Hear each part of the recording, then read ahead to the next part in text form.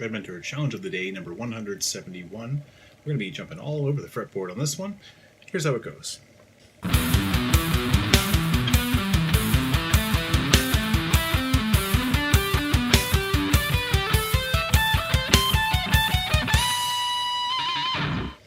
Alright, so, kind of following some chord progressions here, fairly straightforward kind of stuff. Let's get into the mechanics of doing it, okay? So we're kind of going through different inversions. After an ascending triad, root, I'm using my open 6th string, so you don't need the 7th string in this one. I'm using my open 6th, root, 3rd, 5th, and I'm going to go stretching all the way up to the 7th fret for my octave. This is the bulk of what the pattern is, basically. It's basically a bunch of descending 3s after that. Root, 5th, 3rd. Now I'm going to go slide up to the 3rd and come down the next inversion. Root, 5th, I'm going to slide up to the 5th. For the next inversion, 3rd, root. Now we do the exact same thing on the next string up for the A minor arpeggio.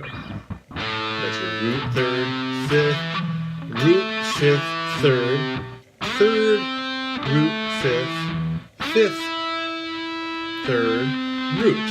Okay? This is where I stop doing it from that particular point on the fretboard and I start doing some slightly different approaches to the same idea. Alright, so totally new shapes. And I'm using some major arpeggios this time, but this one, we're going to go down one note in the scale to G, and now we're going to do a G major. Same idea, alright, kind of just a 2-finger walk with the 1st and 4th finger. Alright, so this is your root, 3rd, 5th, and now we're going to do the same kind of idea here. Root, 5th, 3rd, but now we're just going to start going across the string. So there's a string skip. We're going to do the 3rd from the 3rd string, 16th fret, to the root, so that's your root note there at 12, and roll over. So make sure you have enough flat of the finger to roll to the fingertip from the 3rd to the 4th string for that. Kind of have to know that going in so that you don't accidentally go on your fingertip and then have to pick it up, cut the note off, and go over here. That's a train wreck waiting to happen. It's not going to come out smooth. So make sure you put enough flat of your finger so that you can have enough finger left to roll over. What I would suggest is put your fingertip right on the last note you need to play, then flatten it out to the 3rd string, push in really hard and see where the indentation is left. That's the spot on your finger, on the flat of your finger, where you should come in so that you can roll exactly onto your fingertip. Just a little tip there on rolling when you're rolling onto your fingertip rather than from it.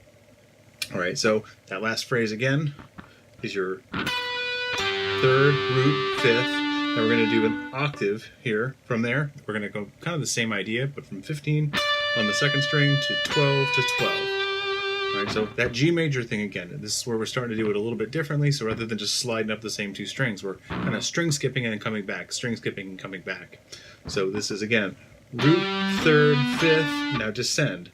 Root, 5th, 3rd, go up an octave, 3rd, root, 5th, go up an octave, 5th, 3rd, root. Okay?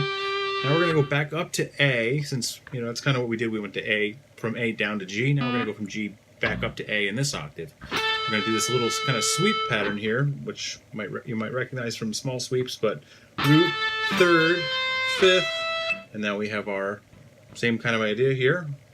Root, 5th, 3rd. I'm going to slide up to the 3rd of that, but I'm going to do kind of a new arpeggio, really, because I'm actually going to sort of a diminished sound. C, A, F sharp. So really it's kind of like a flat 5th, a minor 3rd, and the root of that. Then I'm going to take that whole thing and move it down a minor 3rd. A, F sharp, D sharp. And then I'm going to bend the A again, since I'm right there, and do a B. Anyway, a lot going on there, but let's just walk through it slowly one more time, more slowly than the first time.